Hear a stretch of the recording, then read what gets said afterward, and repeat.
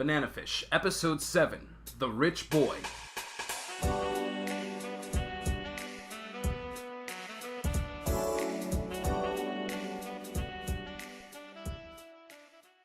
Oh no. No.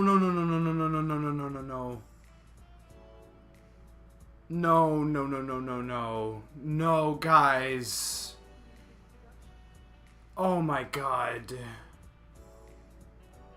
So before I get on to the review, I want to apologize for not being able to upload the full reaction. I was mostly silent throughout this episode because I am feeling very much under the weather. I don't think that's worth your time or my time, so I apologize. I will be reacting to next week's episode without a doubt. I just, I don't want to upload just me just watching it. If I'm not having a vocal reaction to it, obviously to the end of the episode, I was definitely feeling it, but throughout, I was mostly just paying attention, trying to grasp what is happening in the episode, because this is a very beefy episode. Every episode has been a very beefy episode, but this one, I think the episode kind of suffers from it.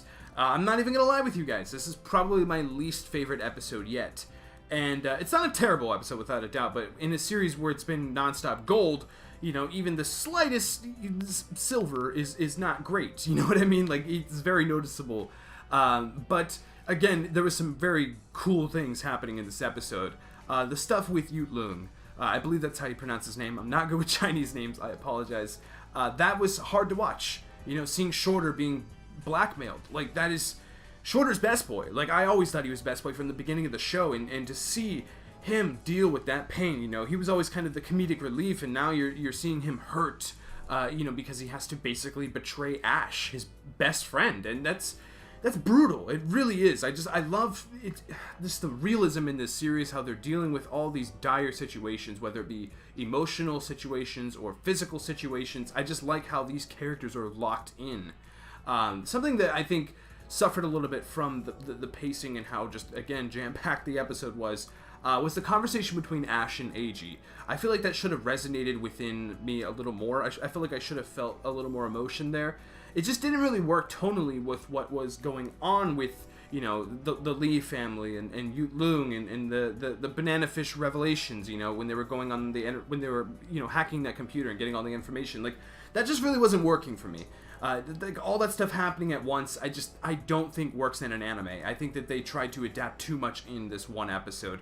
And it just, I don't know, like, it's not flowing right. Something I did really like about this episode is Max as a character, though. I absolutely love Max Lobo, and seeing his sort of home life, seeing that opening scene, him just with his family, they're all just eating, and he's arguing with his ex-wife and his kids, just like, man, this family, and Ash he's kind of, relating to that a little bit, and then at the end, you see Max giving him the baseball glove for his birthday, which I'm assuming that he missed, and his ex-wife is just standing at the doorway, and I really like that. I love how that capped off that scene there, and it was beautifully done, and not even just that, but just Max as a character has just been great throughout this entire series since he was introduced, and seeing his interactions with Ash and seeing his motives play into Ash's and advising Ash not to continue onward because this is like a grand conspiracy now. This isn't just about revenge.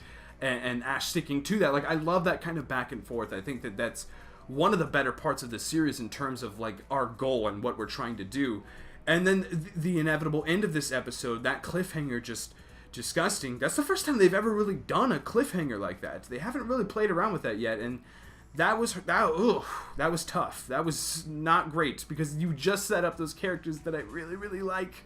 I love the ex-wife character. I can't remember her name. But the kid too, like, please, just don't do this to me. Don't. Jennifer was already enough for me. But I really like the ending to this episode. I thought they did a really good job there. All in all, I mean, the episode was fine. I think it was a lot to take in. There was a point where I legit had to pause the episode, scrub back, and reread some subtitles, because it was just, it's intense. It is intense. This series always moves at a very fast pace, but this episode really caught me off guard with how fast it was moving. And again, I think some scenes kind of suffered from it. Something else great about this episode is being in LA. Like, a little Femencio fun fact here, but I actually used to live in Los Angeles for a good little chunk of my life, for about 6 years, like throughout all my teenagehood. And now I live in New York, And it's just really cool having both of these settings in this series, both places that I've lived, and And I think that's another reason why I really like it, is because it's relatable in its setting, and that's I don't think that's ever happened in an anime series. You know, most anime series I watch are very fantastical, and I mean, not that Japan is a fantasy land or anything like that, but usually, like, it's portrayed in it, you know, it's alien to me. You know, I don't understand, you know, Japanese culture, but I do understand American culture, and I do understand Los Angeles and how things work there, and I think they're doing a really good job, honestly, of kind of nailing just the vibes of it all. I think that's the main thing that they're getting. You know, obviously it's not one in one. You know, it doesn't look exactly like Los Angeles. We barely even saw any of it. It doesn't look exactly like New York, but it's just like, it's the vibes. Like, yeah, I'm getting New York vibes. Like, I feel those New York vibes. I'm feeling those Los Angeles vibes, those summer vibes. Like, it's working really, really well. Let me tell you, like, it's really cool in terms of just the pacing of the series too. You know, like, being in New York for a good chunk, being in Los Angeles, like, and Yut Lung and the soundtrack in this. Oh, there were so many new tracks in this episode, and I'm guessing that was like Yut Lung's theme. Again, I apologize if I'm pronouncing his name wrong. I really like the tone of this series. I just think that this episode, it wasn't the best. It wasn't perfect, but it still satisfied me. I still was definitely feeling the action and feeling the weight of the situation and what's going on. And I'm very excited to see what happens next. I'm curious what's going on with Eiji. I'm curious, is he going to have to go back to Japan? I'm doubtful, because Eiji is the best boy. And then, you know, Ash, I love Eiji and Ash's relationship. I kind of want that to be developed a little bit more. I kind of want them to kind of focus in and zero in on that a little bit more. And I was hoping to get that in this episode with that you know, conversation that they had on, like, the terrace or whatever. But again, it was just a little rushed, and there was a few things that were a little rushed. I know that's a common complaint about this series. Really hasn't bothered me up until now, so hopefully that's not something that's going to come up throughout this series. Hopefully this is just the first time. But all in all, it was still a very enjoyable episode. That's about all I have to say. Again, I apologize for this review. I know, you know, my mind is not the best right now. I've had a really rough shift, and I'm just feeling sick, guys. I'm not even gonna lie, I'm feeling bad. Like, I'm just not great right now. And I guarantee you it shows. I'm sorry that the video has to suffer because of that. But thank you very much for watching this video anyway. It means the world to me, you know. All of your support throughout. I mean, this is already, I can't even believe I'm saying this. Banana Fish is the most just popular series I have ever covered. It is, in terms of viewership, in terms of comments and likes, this is the biggest show I've ever had under my channel. Some of the most popular videos I've ever uploaded. And that's insane. I gotta say, I wasn't expecting that. You know, we had All Might versus All for One earlier this year.